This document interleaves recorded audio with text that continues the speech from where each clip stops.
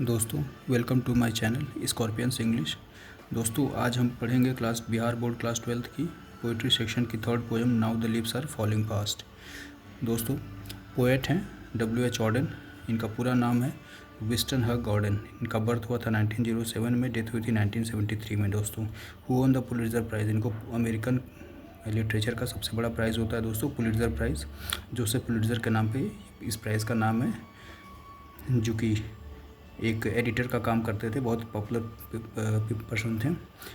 ये इनको पुलिट्ज़र price W.H. Odean को 1948 में मिला था for his collection. Poetry collection था इनका द एज ऑफ एंजाइटी, उसके लिए। Was a versatile and intellectually vigorous poet. यह एक बहुमुखी योग्यता के और बौद्धिक रूप से बहुत सक्रिय पोएट थे। वर्सेटाइल का सेंस होता है दोस्तों, जो एक से ज़्यादा एरियाज़ में वर्क करता है। इन वर्स ड्रामेटिस्ट, ये ड्रामेटिस्ट भी थे, नाटककार थे, लेकिन वो कविता के फॉर्म में, पोएम के फॉर्म में लिखा करते थे। क्रिटिक, आलोचक थे, ट्रांसलेटर थे और एडिटर यानी संपादक थे। Poetry to him was a serious game. इनके लिए पोएट्री लिखना एक बहुत सीरियस वर्क था। Which should depend people's self awareness, जो लोगों को जागरूक करने के लिए जिसका ये इस्तेमाल किया करते थे। बट ये होना चाहिए इन नो यू केस, किसी केस में नहीं, डायरेक्टली अफेक्ट मैंस पॉलिटिकल और रिलीजियस चॉइस, कि किसी केस में ये नहीं होना चाहिए कि ये लोगों के राजनीतिक और धार्मिक चॉइस को अफेक्ट करे। यानी पोइट्री का यूज़ लोगों के राजनीतिक और उनके धार्मिक चॉइस को अफेक्ट नहीं होना चाहिए।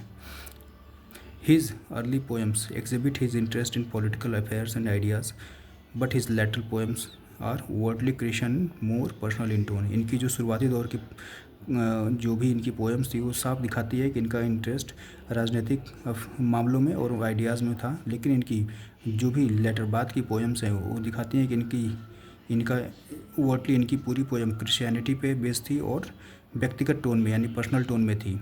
एज अ टेक्नीशियन, एक टेक्नीशियन के रूप में Auden explored a variety of stanza form and meters. इन्होंने कई अलग अलग वेराइटी के स्टेंजा फॉर्म किए, बनाए और मीटर्स क्रिएट किए अपने हिसाब से। He had a passion for word coining. इन्हें नए नए शब्दों को क्वाइन करना, बनाना पसंद था। इनका पैशन था in using archaic word. Archaic मतलब जो ऐसे शब्द जो चलन से बाहर हो गए हैं, आउटडेटेड हैं, वैसे शब्दों का ये यूज़ किया करते थे अपने पोएम में। Which makes him at times difficult to understand, जो कि जिस वजह से इनकी पोएम को समझना थोड़ा सा डिफ़िकल्ट होता है दोस्तों। He left England as early as 1939 to settle permanently in United State. 1939 के अर्ली टाइम में इन्होंने इंग्लैंड छोड़ दिया और यूनाइटेड स्टेट ऑफ अमेरिका में जाके सेटल डाउन हो गया परमानेंटली, हमेशा के लिए। Auden's work is divided into British and American phase, इसीलिए इनके पोएम्स कलेक्शन को भी दो फेज में बांट दिया गया दोस्तों। इनके वर्क्स को भी notable works of English phase are, जो इंग्लिश फेज के जो राइटिंग्स हैं इनकी वो हैं the orator, the dance of death, look strange, Spain and another time. और जो नोटेबल वर्क्स ऑफ हैं इनके नोटेबल वर्क्स हैं अमेरिकन फेज का, वे हैं new year letter, for the time being, the age of anxiety. इसी द एज ऑफ एंजाइटी के लिए इनको पुलिट्ज़र प्राइज़ मिला था 1948 में दोस्तों। द शील्ड ऑफ एक्लिक्स, ये द प्रेजेंट लिरिक, अभी जो हम लोग पोएम पढ़ेंगे दोस्तों, now the leaves are falling fast, ये इनेक्ट करती है, ये दिखाती है frustration inherent the human life. इंसानी जो ह्यूमन लाइफ है उसमें किस तरह के तनाव हैं, निराशाएं हैं, उसको दिखाती है। Aspirations that are not fulfilled, जो आशाएं हैं जो पूरी नहीं होती हैं। And the sense of loneliness, एक तरह का अकेलापन in which every individual life and death, जिसको लेके हर प्रत्येक व्यक्ति आजकल जी रहा है और मरता है दोस्तों। ये पोएम पोएट के बारे में हो गया दोस्तों। अब हम लोग पोएम के बारे में पोएम देखते हैं। पोएम है दोस्तों now the leaves are falling fast. इसकी फर्स्ट लाइन भी यही है, now the leaves are falling fast, यानी पत्ते बहुत तेज़ी से गिर रहे हैं। Nurses flower will not lost, जो नर्सेस फ्लावर्स हैं दोस्तों वे अब नहीं दिखाई दे रहे हैं। अभी मैं आपको बता रहा हूँ नर्सेस फ्लावर्स क्या है। Nurses to grapes are gone, क्यों? क्योंकि नर्सेस जो फ्लावर्स हैं वे कब्रों में चले गए हैं। And the prams go rolling on, और जो नए पौधे हैं प्रैम्स है वे धीरे धीरे वे भी उसी रास्ते पे जा रहे हैं। यानी सेंस समझिएगा दोस्तों, ये जो बड़ा सा ट्री है ना दोस्तों, उसके आसपास छोटे छोटे पौधे होते हैं, प्लांट्स होते हैं, फ्लावर्स होते हैं, जो क्या करते हैं, मिट्टी में सूर्य की रोशनी को जाने से रोकते हैं, जिससे पानी ना जल्दी ख़त्म हो, या फिर मिट्टी को जकड़े रहते हैं, जिससे इस बड़े से ट्री को एक सपोर्ट देते हैं। तो वैसे ही दोस्तों जो ये लिव्स हैं ट्री का ना, इसको हम लोग आज के टाइम का एडल्ट जनरेशन मान सकते हैं। वो जनरेशन क्या हो रही है, तेज़ी से गिर रही है, ख़त्म हो रही है। और नर्सेस फ्लावर, जो समाज के ऐसे लोग जिनके पास ढेर सारे जीवन के अनुभव हैं, जो समाज को एक रास्ता दिखा सकते हैं, गाइड कर सकते हैं, वे अब क्या नहीं दिखाई देंगे, वे नर्सेस फ्लावर्स नहीं दिखाई देंगे अब। क्यों? क्योंकि वे नर्सेस फ्लावर, वे बूढ़े बुजुर्गों, अनुभवी लोग कहाँ चले गए हैं? ग्रेव्स में, यानी कब्रों में चले गए हैं। And the Prem's go rolling on. और जो नई जनरेशन है, प्रेम्स यानी नई जनरेशन को रिप्रेजेंट कर रहा है, वे कहाँ जा रही है? वे भी उसी रास्ते पर जा रही है। वेस्परिंग नेबर्स लेफ्ट एंड राइट, और हम plug us from the real delight. और जो वेस्परिंग नेबर्स हैं, यानी जो यमदूत हैं दोस्तों, वे हमारे आसपास हैं और वे हमको हमारे जो ईश्वर ने जीवन दिया, लाइफ दिया, इस सच्ची जो हमारी खुशी है उससे हमको अलग कर रहे हैं। यानी हमको यहाँ से हमारे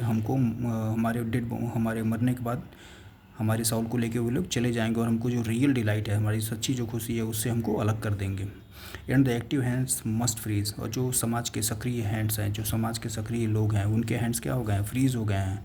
वे लोनली ऑन द सेपरेट नीज, और वे घुटनों पे आ गए हैं, उन लोगों ने भी हार मान लिया है। यानी जो जनरेशन अभी एक्टिव है, वे धीरे धीरे पतन की तरफ बढ़ रही है। नर्सेस फ्लावर भी अब नहीं दिखाई दे रहे हैं, क्योंकि वो कब्रों में चले गए हैं, और नई जनरेशन भी उसी रास्ते पे पतन की तरफ जा रही है। यमदूत हमारे आसपास मौजूद हैं, वे हमको हमारे इस जीवन रूपी सबसे बड़ी खुशी से हमको अलग कर रहे हैं। और जो हैंड समाज में कुछ बदलाव लाने की क्षमता रखते हैं, वे भी अब धीरे धीरे फ्रीज हो गए हैं और वो भी थक हार के घुटनों पर आ चुके हैं दोस्तों। Dead in hundreds at the back, follow wooden in our track, arms raised stiffly to reprove in false attitude of loves. यानी जो वुडन कॉफिन्स होती हैं दोस्तों, उसको लोग लेके चल रहे हैं, हंड्रेड्स ऑफ पीपल उसको फॉलो करके उसी ट्रैक पे चल रहे हैं, अपने हाथों को उठाते हैं। जैसे हमारे कल्चर में दोस्तों जो डर्ज होता है, राम नाम सत्य है का, हम लोग सॉन्ग गाते हुए चलते हैं, वैसे ही क्रिश्चियनिटी में भी होता है दोस्तों। तो वे लोग भी हाथ उठाते हैं, लेकिन सुख करने के लिए नहीं उठाते हैं दोस्तों, वे लोग निंदा करने के लिए उठाते हैं। किस लिए? इन फॉल्स एटीट्यूड ऑफ लव, क्योंकि उनके मन में उस जाने वाली जो डेड बॉडी है उसके लिए कोई लव नहीं है, वो बस उसके साथ अपने अफेक्शन का दिखावा कर रहे हैं। Starving through the leafless would, trolls run scolding for their food, and the Nightingale is dumb and the angel will not come. यानी अब पेड़ धीरे धीरे पत्ते जब तेज़ी से गिर रहे थे दोस्तों, तो धीरे धीरे क्या हो गया? वो लीफलेस हो गया, पत्तियाँ ख़त्म हो गई हैं। और जो ट्रोल्स हैं, जो भूखे हैं, जंगलों में पत्तियों को खा के दोस्तों, जो वेजिटेरियन जो एनिमल है वो जीवित रहते हैं, उनको खा के जो हमारे कार्निवरस एनिमल्स होते हैं वे जीवित रहते हैं, और उनको खा के ट्रोल्स जीते हैं दोस्तों।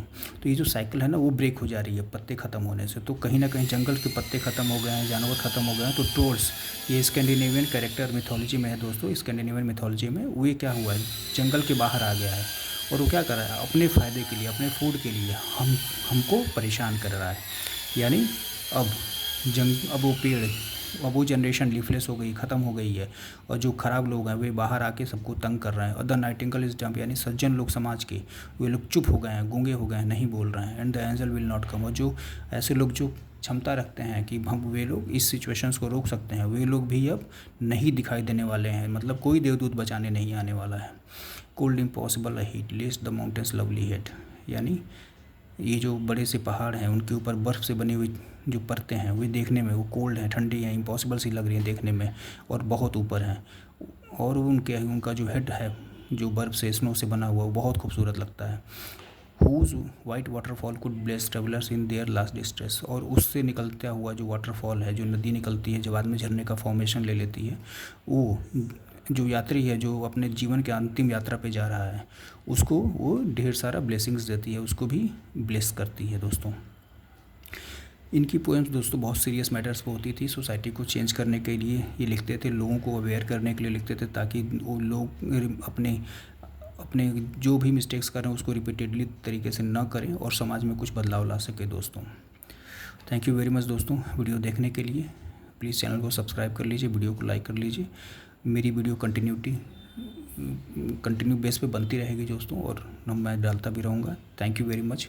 थैंक यू दोस्तों।